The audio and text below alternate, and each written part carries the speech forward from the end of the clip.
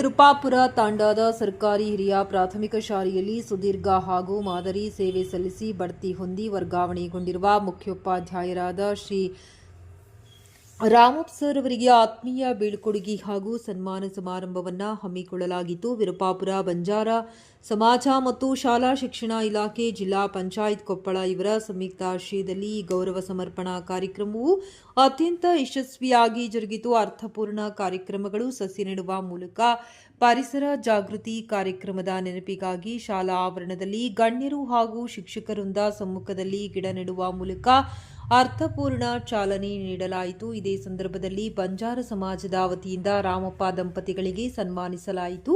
ವಿದ್ಯಾರ್ಥಿಗಳಿಂದ ಗೌರವಾರ್ಪಣೆ. ಶಾಲೆಯ ವಿದ್ಯಾರ್ಥಿಗಳು ತಮ್ಮ ಪ್ರೀತಿಯ ಮುಖ್ಯ ಗುರುಗಳಿಗೆ ಪುಷ್ಪಗುಚ್ಛ ನೀಡಿ ಆಶೀರ್ವಾದ ಪಡೆದು ಭಾವುಕರಾಗಿ ಬೀಳ್ಕೊಟ್ಟರು. ಗಣ್ಯರ ಉಪಸ್ಥಿತಿ. ವೇದಿಕೆಯಲ್ಲಿ ಶಿಕ್ಷಣ ಇಲಾಖೆಯ ಪ್ರಮುಖ ಅಧಿಕಾರಿಗಳು, ಶಿಕ್ಷಕರಾದ ಮಂಜುನಾಥ್ ಸರ್, ಶಿಕ್ಷಕಿಯರು, ಸ್ಥಳೀಯ ಜನಪ್ರತಿನಿಧಿಗಳು, ಶಾಲಾ ಅಭಿವೃದ್ಧಿ ಸಮಿತಿ ಅಧ್ಯಕ್ಷರು, ದುರ್ಗಪ್ಪ ಪದಾಧಿಕಾರಿಗಳು ಹಾಗೂ ನಗರಸಭೆ ಮಾಜಿ ಸ್ಥಾಯಿ ಸಮಿತಿ ಸದಸ್ಯರ ಶ್ರೀರಾಮ್ ನಾಯಕ್, ಕೆಆರ್ ಫಕೀರಪ್ಪ, ಶಿವಪ್ಪ, ಜಾಗೋ ಗೌರ್ ಇನ್ನಿತರರು ಉಪಸ್ಥಿತರಿದ್ದರು.